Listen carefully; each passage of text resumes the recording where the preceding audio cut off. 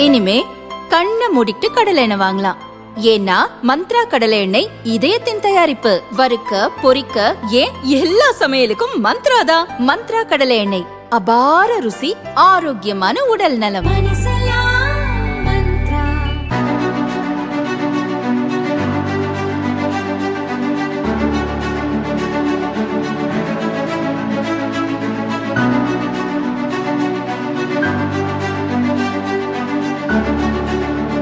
தமிழக சட்டசபை தேர்தல் நடக்க உள்ளதை கருத்தில் கொண்டு தமிழ்நாட்டில் கடந்த ஆண்டு எஸ்ஐஆர் எனப்படும் வாக்காளர் பட்டியல் தீவிர திருத்தப் பணி நடந்தது.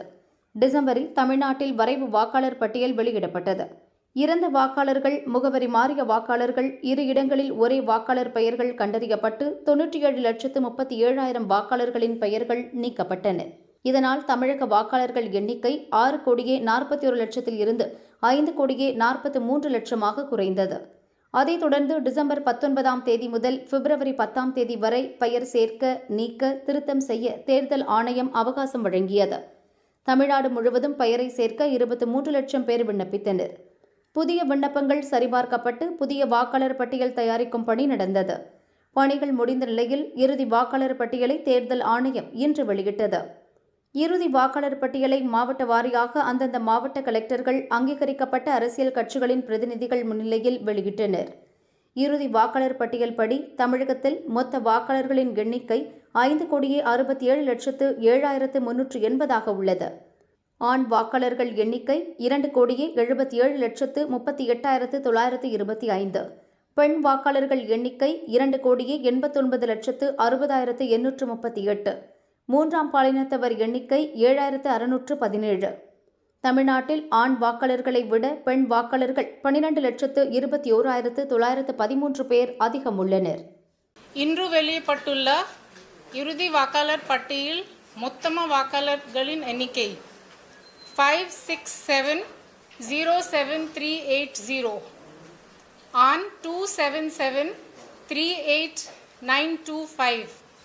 பெண் 289,60838. மூன்றாம் பாலினம் 7617. சென்னையில் உள்ள சோழிங்கநல்லூர் தொகுதி அதிக வாக்காளர்களை கொண்ட தொகுதியாகவும், துறைமுகம் தொகுதி குறைந்த வாக்காளர்களை கொண்ட தொகுதியாகவும் உள்ளன.